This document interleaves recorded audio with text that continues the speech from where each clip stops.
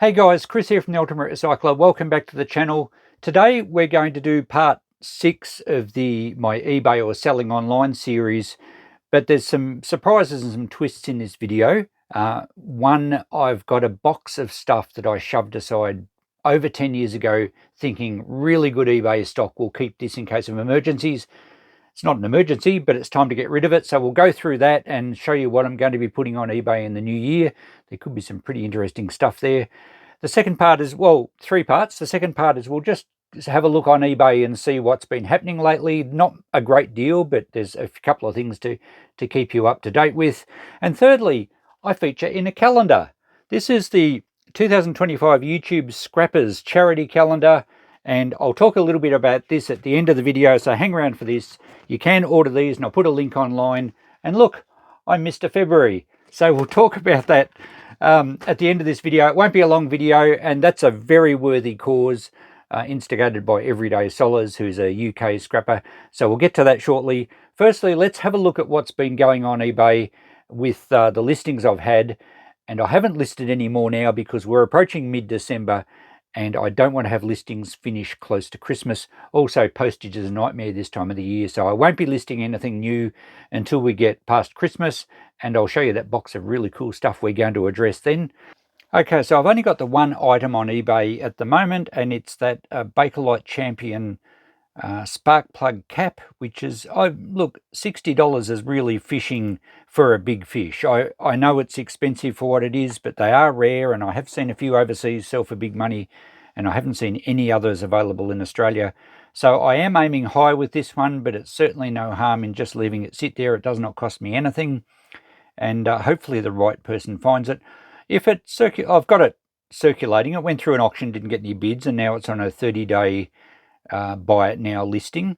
I will drop the price a little bit down the track, but I see no need to at the moment. So that's one of the strategies I use with things that don't take up a lot of room. They're easy just to keep out of the road. I actually have it priced in the shop in case someone comes in the shop that really wants it as well.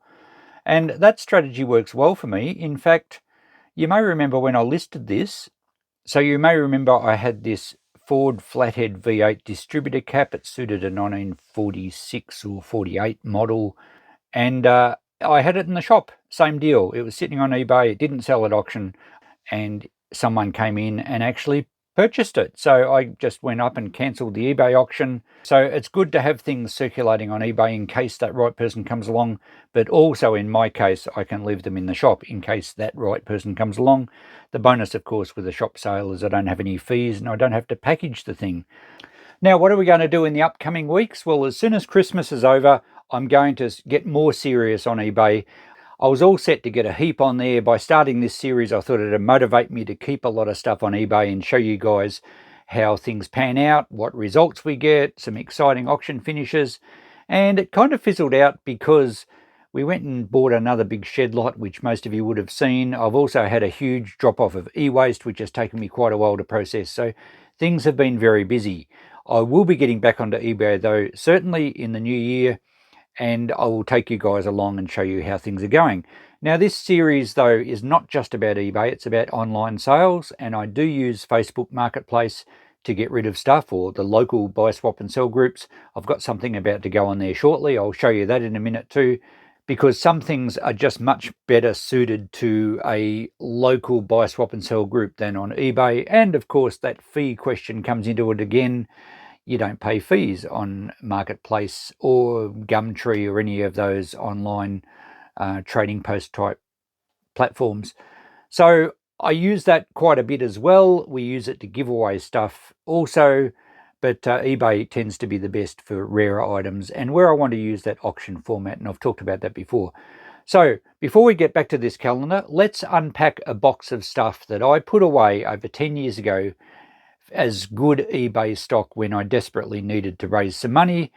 And that was way before I was doing YouTube or anything else. I just had my shop, and I had my own shop separate to Christine's. And I used to just put stuff aside, you know, a bit of a nest egg, a bit of a stash for when you needed to raise some money quickly. I've honestly forgotten what's in those boxes, so I'll drag one out and have a look, and that's what I'll be getting on eBay early in the new year. Now this crate did not come from the emergency storage shed. It came from a pile over the other side of this shed, and this was where I stacked 4 or 5 crates and tubs of very good stuff that I just thought, well, we might eBay this stuff one day. Now, your thought process changes because sometimes you can search eBay and find something and establish a set price for it, and then I can put it in the shop. Likewise for you guys, eBay's a good reference for pricing, and if you find something that's not super rare and there's 3 or 4 items of that whatever you found on there currently on auction, and there might be a couple of them finished, and you might see that one had bids and it sold for a certain price, one of them might have been a buy it now for a lot higher and it didn't sell, you can pretty well guesstimate an accurate price for that. And if that's the case, then there's nothing stopping you listing it on Facebook Marketplace or Gumtree at that price, because then again you don't pay fees. So you can use eBay as a pricing reference, but if you find that you can't locate anything similar through eBay completed items or anywhere else, good chance that the eBay auction system will work well for you. Yes, you'll pay fees, but it might get a lot higher price than you ever would have imagined. So some of this stuff back then I would have probably searched it thinking that'll be a good eBay item, and now I might be able to find some more results. I might be able to establish what a price is, and I possibly could put it in the shop. So we're not necessarily going to eBay all this, but let's have a go through this and see what's in this tub. Okay, well on top we have a bookend or a doorstop, probably a doorstop, I guess. It's a deer. I guess it's a deer. Is it a moose? I'm not sure. We don't get these in Australia, or at least they don't hang around here like kangaroos do. I think it's, yes, it's cast iron. It's been painted a few times. It's got quite a lot of chips. Now, a lot of this stuff can be reproduction. They're bringing out these cast iron type ornaments from China all the time. About 10 years ago, a friend of mine went to some depot in Melbourne where there was a warehouse full of it, and they were painting them and making them look old and everything. So I don't think this is reproduction, but a lot of these you find actually could be. There's a mate to it, so perhaps they are bookends if there's 2 of them. I've got a tag on there that just tells me the code where I bought it.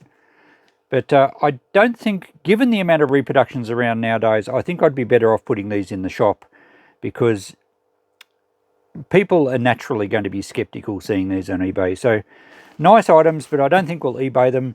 I'm not sure what I'll put on them. I probably should do some checking, but I'm thinking probably 95 the pair, because I'm pretty sure they're original ones. So that's what I'd be thinking anyway. But yeah, no eBay stock with that lot, I don't think, these days. What else is in here? I haven't looked in this crate. This is a Willard colloid rectifier, a glass jar for charging B batteries and CTR cells. So it's got a couple of terminals on the jar. Oh, okay, electrodes. Looks brand new, never used. So is it actually a battery jar? I think it is. It's an old jar. It's got my code on there, but it's quite an old jar. It looks, oh, if I found that jar in a box, I'd say it's possibly 1950s, and that kind of fits with the print and a Bakelite style lid. I'll have to do some research on this one. I haven't seen one of these before. Everything's in pretty good condition. So that may be a very good one to eBay. I'll do some checking on that one. I'd have absolutely no idea what that's worth. It's a matter of finding the person that wants one. Interesting. So I might just check eBay and see if I can establish any sort of price before we finish this video, give you a rough idea. But I think that's probably an eBay item. What do we got in here? We have, oh, it's a telephone. It's a Bakelite, black Bakelite telephone. Now these ones are the older pyramid shape, sort of 1930s era. You find the 1950s black, well, Bakelite telephones, whether they're black or another colour. Actually, other colours are probably worth a lot more. Black is more common. But the 50s ones are more squat. They don't have this pyramid shape. So this is an earlier one. I'd say probably 1930s. It's in excellent condition. Made in England.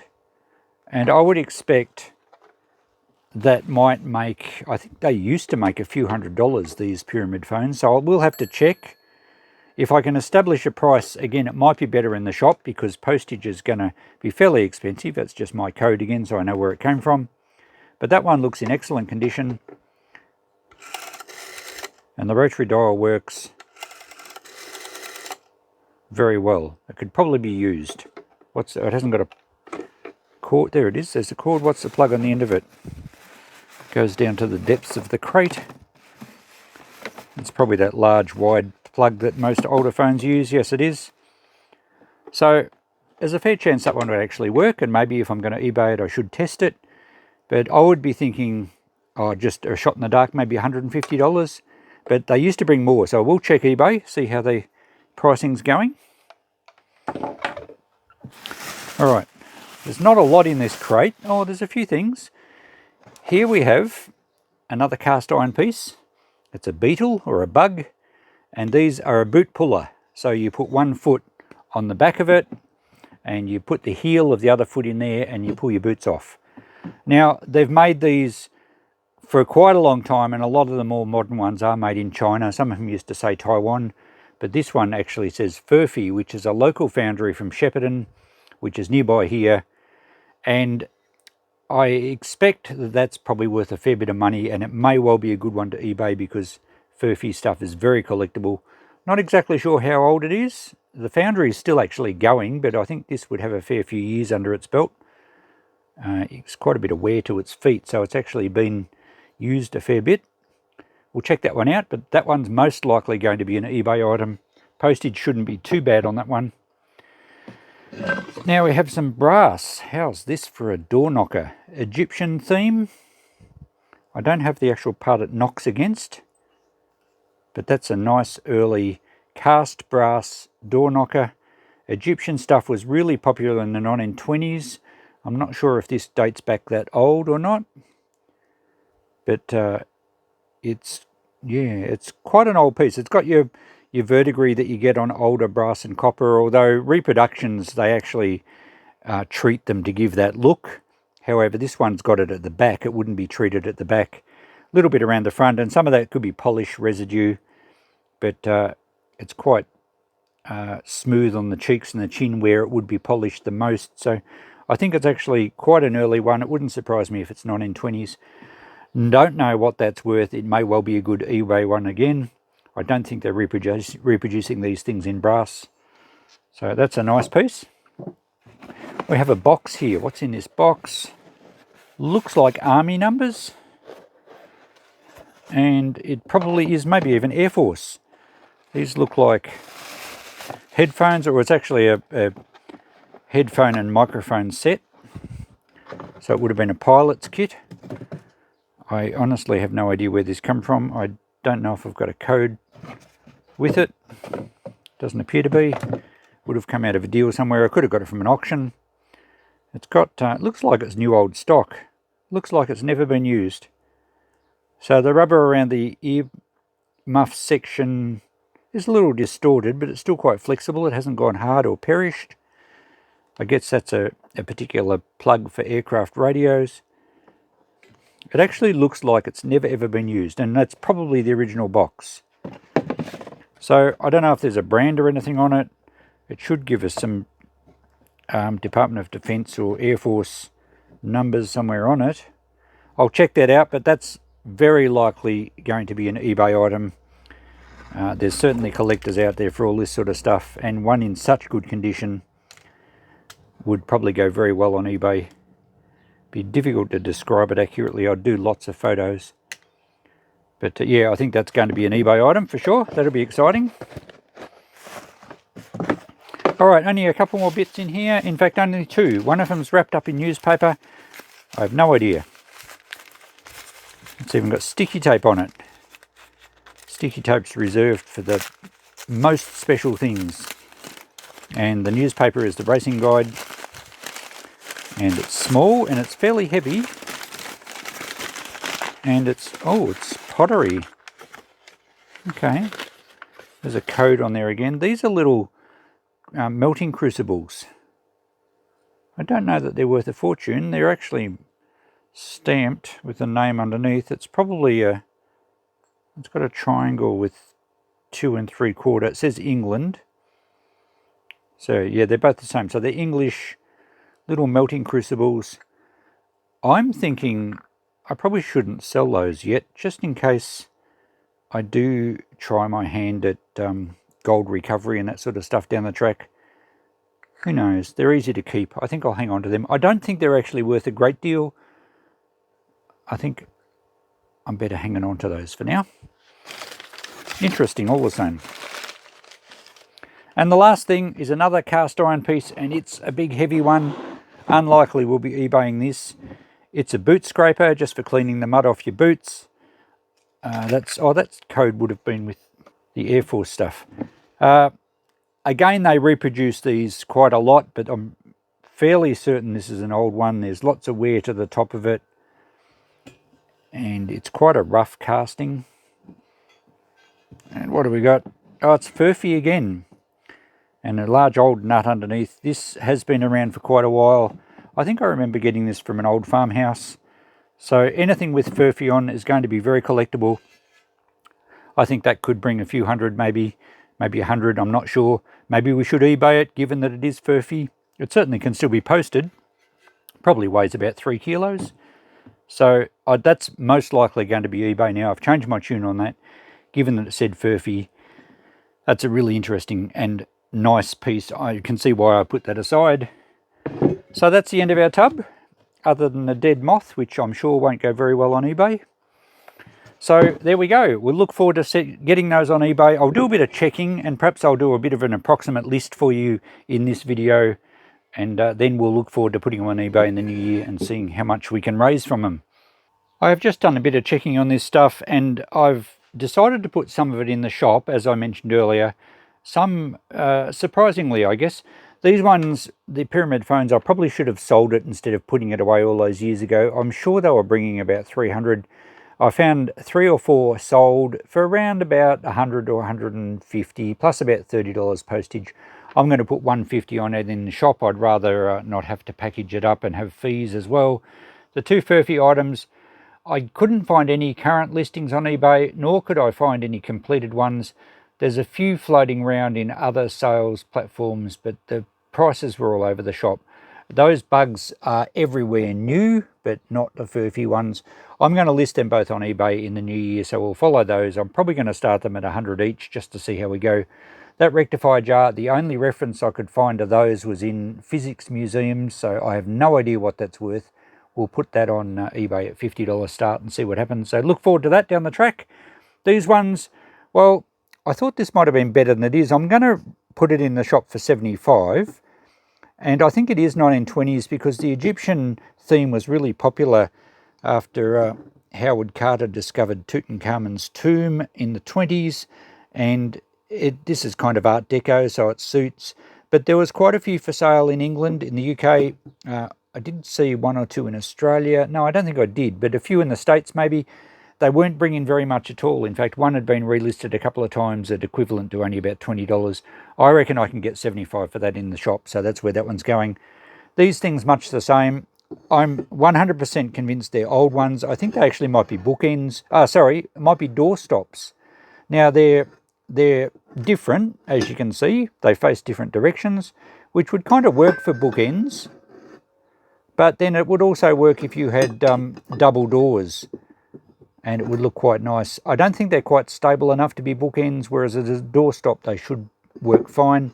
Now, looking underneath them, I reckon they've been painted about 6 times. I can see gold, I can see silver, I can see green, there's a burgundy type colour. So they have been around the traps for quite some time. I'm going to try 75 each on those, which makes 150 the pair. I'll price them each. Someone might only want one. So definitely shop there, because if I threw them on eBay, I doubt they'd do very well at all. The other surprising thing was this headset. I found quite a lot on eBay. Admittedly, they didn't have the microphone part, but there was quite a lot of the actual earpieces. One guy was listing them and he had something like 60 available. They must be like army surplus stuff. They might have been released in bulk because the army might have updated, or Air Force, or whoever they went with. They're definitely military of some sort. but there's so many on eBay that he was only getting $30 a set. I'm going to try 40 for that in the shop, and I think we'll sell them that way. So that's my decisions there. But on the stuff we were going to put in the shop, there's over $400 worth of items there. And then we've got these things, and that's what I think I'll start them at, the 2 Furphy items and the rectifier jar, and we'll put them on eBay, and we'll certainly follow their journey on in this series. Now, I mentioned eBay not being the only online sales platform I use. This horizontal bandsaw, which came from the Great Shed Cleanup I did a series on, that's the same one that the lathe came from. I've had it in my carport, then it got moved to the deck. I was going to restore it, or at least bring it back into operational condition. I believe it goes, but there's some dodgy wiring going on, and it does need some maintenance, and the belt's had it, and one of the pulleys has got a broken section. I've decided that it's going to be so long before I have room in my shed for one of these that I'm just going to sell it, get rid of it off the deck, because we have to clean up our deck by Christmas time, and that's getting very close. And this is where I use Facebook local buy, swap and sell groups. I'm going to put it on for $100. I think that's cheap. Someone will jump at it. It gets it out of my hair, and it really just brings some more income in from that shed cleanup deal. And if I need one of these down the track, well, I'll just go and buy one, but it's going to be some time, and it's just not worth the hassle of storing it.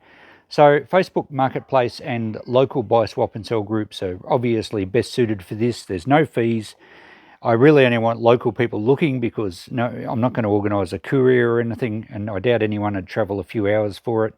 So that's the plan for that. I'll be putting that on today. Hopefully it's gone tomorrow. And that brings us back to the calendar to finish this video off. This is a charity calendar, as I mentioned, organised by Everyday Solar. She put in a lot of work to get this organised, and it's a scrappers community. There's communities on YouTube for all sorts of things. I'm not necessarily a scrapping channel, but I do a bit of scrap metal work, and I do follow some of the other guys. And she asked if any of us would like to support her cause. Her family suffered a terrible loss of young Benny, who there's a story on the back, and I'll put a photo of this up at the end of this video. You can read it if you like. He had a terrible aggressive cancer, and he only lived to just over 5. Obviously knocked their family around enormously, and Solars has had other hardships with cancer. So a great cause. All the profits, every single cent of profits from this calendar, will be going to some of these great support industries for families with cancer victims. There's Ronald McDonald House most of us know of. There's a few that are specific probably to the UK, I think. But it's a great cause, and every cent, as I said, from this calendar sale will go to helping out, especially families with young kids. It's such a traumatic time and seems so unfair. I mean, most of you who follow my channel know I lost Dad last year, but it's a big difference from someone being 85 and had a pretty full and happy life to a family member who hasn't even made 5 yet. So great cause. I'll put a link underneath if you want to order one of these calendars. I got this one within 2 weeks, not bad to Australia, given the time of the year it is, with postage being slow. And I think it cost me, including postage, just under $45 Australian. Not a lot really to support some great charities here. And each of the scrappers here featured on the front, some of them you may know, I'll just run through them. We have CU Scrapping, Big Stack D, who is in Australia, big channel. We have E-Waste Ben, pretty well known in Australia, he's in Melbourne. Ralph Murick, E-Waste Mike, Ian Matthews, I think they're all in the UK. HH Recycling, Thumbprint is in Canada. Everyday Solars, of course. Rafael Scrapper, Scrap It All, Mr. Scrappity, Nice Junk, and The Ultimate Recycler, yours truly. So each of us feature on, I won't flip right through it, but the months feature one or a few. I'm not sure, she must have stretched the photo to fit me in. Not sure about the longer head, but at least my van's higher, so I can get more stuff in it now. So yeah, I strongly suggest you, if you want to support some charities, order this calendar. It's a great initiative, and you've still got plenty of time to get it before 2025, or at least, if it takes a couple of weeks into January, just make notes on a notepad until it turns up. So well done, Everyday Solar. It's a great initiative, and if you guys want to support it, as I said, the links are below. So thanks for that. So we'll finish this video up now. We've we've got some cool stuff out of that crate. I think you enjoyed, or I hope you enjoyed that. I enjoyed it. There's some good money in there. It'll be going in the shop this weekend. We'll get onto that eBay stuff in the new year. I've got to get that horizontal bandsaw on Facebook to get rid of it. And cleaning up, making money, making space. It's all good. You guys take care. I'll certainly see you before Christmas. I'll be still trying to put as many videos out as I can, even though we do work at the shop quite a lot over Christmas. So thanks for watching. We'll catch you in the next video. Bye for now.